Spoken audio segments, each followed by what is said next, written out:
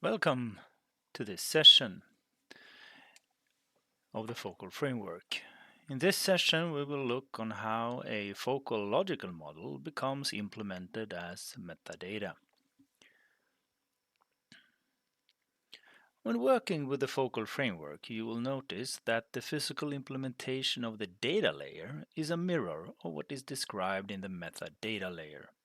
In this picture, the lake is the data, and the mountains and the trees and the sky is a metadata layer. The way of implementing a focal solution is always based on the metadata. You always start with the metadata before you implement the data.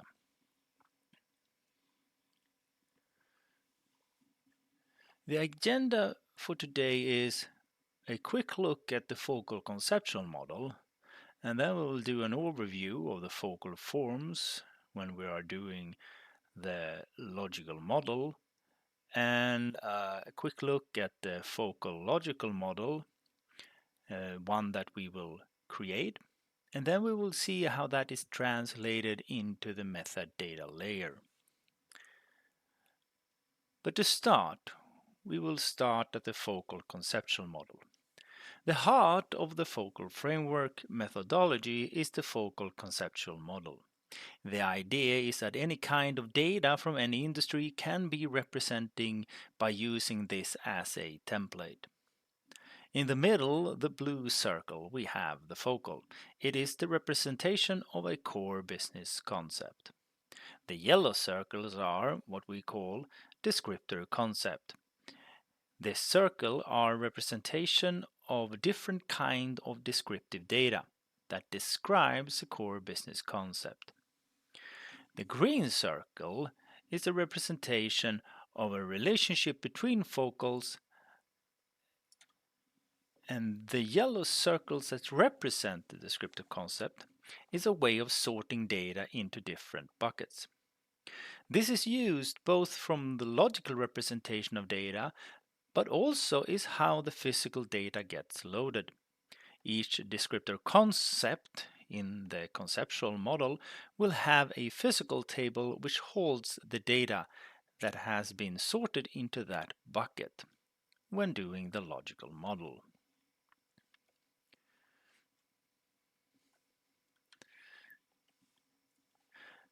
So let's look at the focal forms. The focal forms is the steps you go through when doing a focal logical model. In the step 1, we are finding out the core business concept that a specific company is using in their business processes.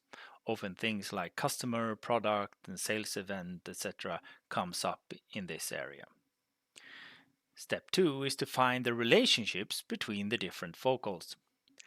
Like what customer bought what product at what specific sales event. And step 3 is to understand what attributes are used to describe the different focals. Maybe the name of the customer, the color of the product, or the date of the sales event. In step 4, we sort out what descriptor concept these different attributes belongs to. And at step 5 is to understand what atomic context these attributes are grouped as.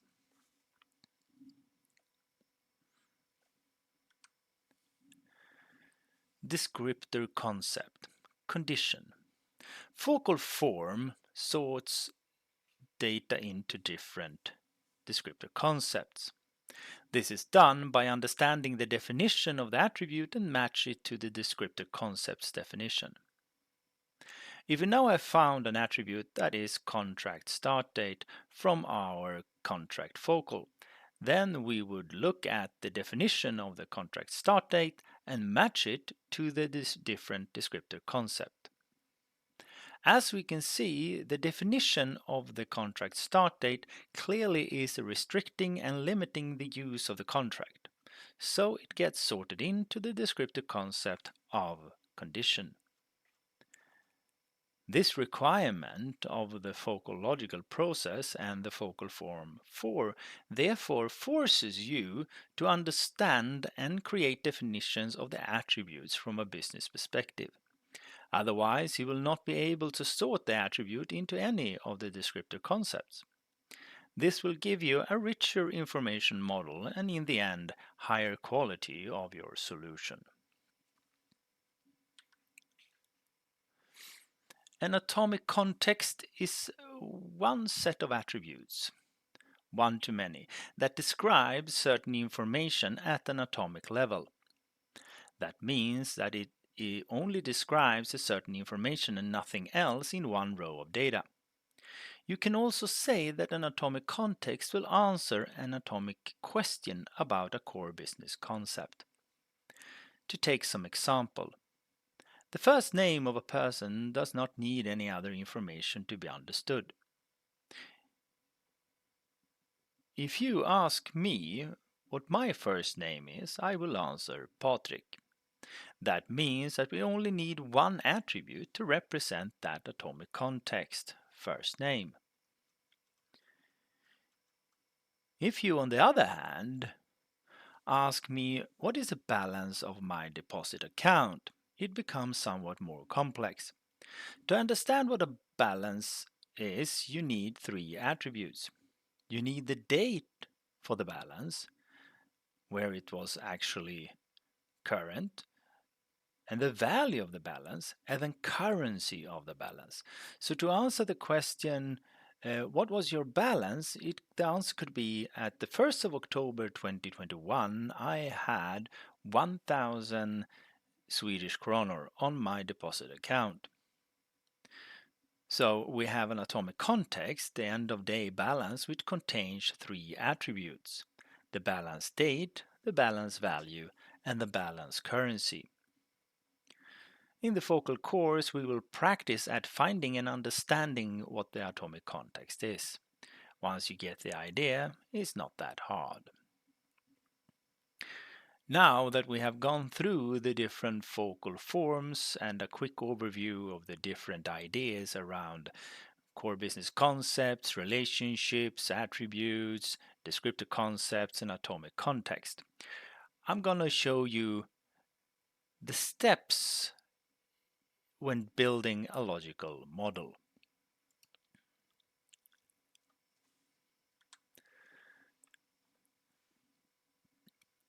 We will here look at an example of the creation of a focal logical model. We will quickly go through the focal forms from 1 to 5 and end up with a focal logical model. In the focal form 1, we are finding the core business concepts. In this case, we find two different focals, one that represents a loan and one that represents a customer. We are then looking at what are the relationships. In this case, we can see that we have a relationship that the loan is owned by the customer. And then we find out what attributes describe these two focals. Once we have come this far, we then go into understanding what descriptor concept the different attributes belongs to. So by looking and understanding the different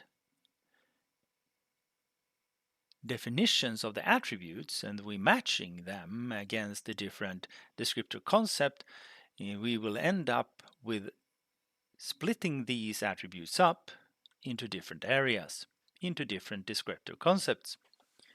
So we have a few attributes that belongs to the condition on the loan, and we have one attribute that is a classification of a loan.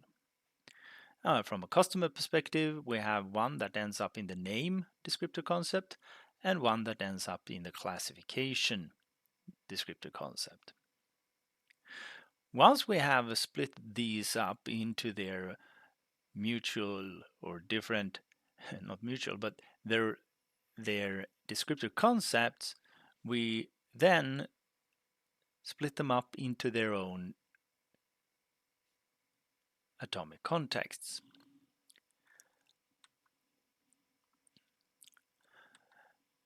If you're looking at this point, we have splitted things up. So we have 3 yellow boxes under the loan focal and 2 yellow boxes under the customer focal. You could see that if you look at the loan part, you can see that there are 3 different atomic contexts. We have one representing something called the loan amount, and one thing that's called the loan period, and another called the risk category. And they are containing the different amount of attributes. These are the attributes that will be able to answer the atomic question that we are asking. So by doing this, we have now ended up with a logical model with 2 different focals and 5 different atomic contexts. Each one that is grouped into the descriptor concept they belong to.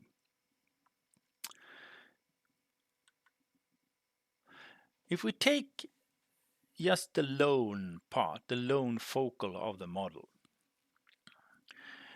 we can now see that we have one focal, the loan, we have 2 descriptor concepts, condition, CD, and classification, CL. You can see in the right down corner of the yellow boxes, you can see what descriptor concept these atomic contexts belongs to. We have 3 atomic contexts with their attributes. We have the loan amount, and it contains 2 attributes, the loan amount itself and the loan currency. We have one that is called loan period, which contains of 4 different attributes, which is the loan start date, loan end date, the loan length, and the length measure. And that is if the loan length is in months, years, or in days or seconds or whatever. And then we have one that is a risk category that only contains 1 attribute, the risk category. So we are going to look at an example on how this logical model becomes represented in the metadata layer.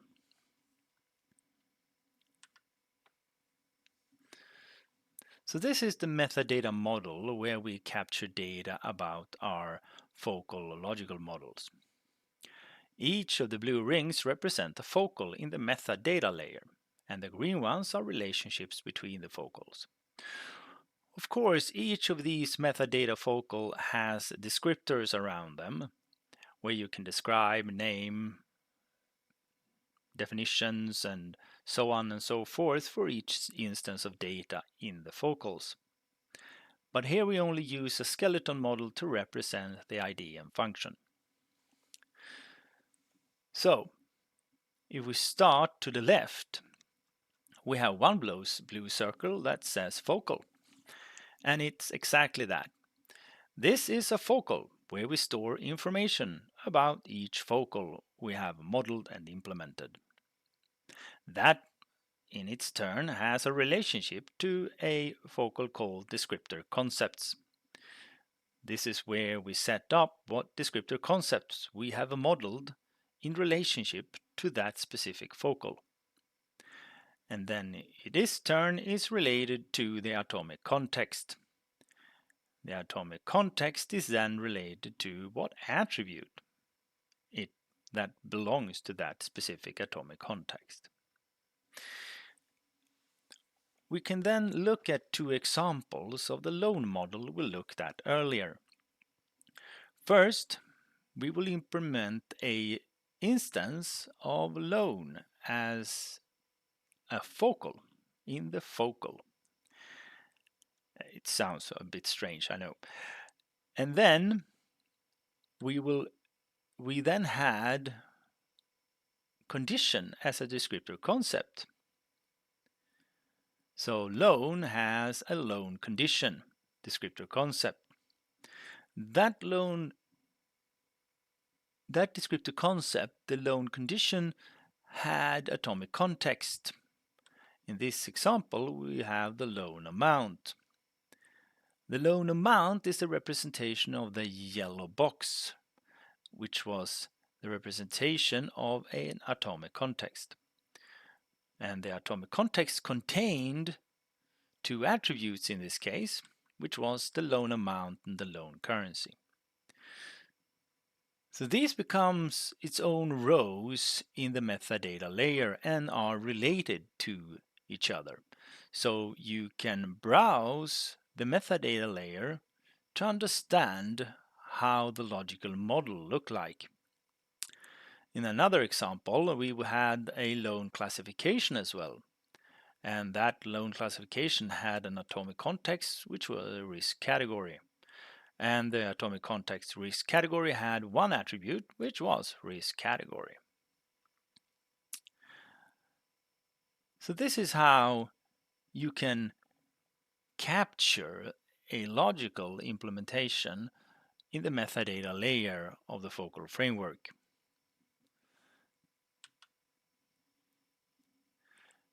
The focal framework has a built-in functionality to document models as metadata. This metadata can be used for all kinds of functionalities. When doing a full implementation of the metadata layer, you can say that the data layer mirrors the metadata in its implementation.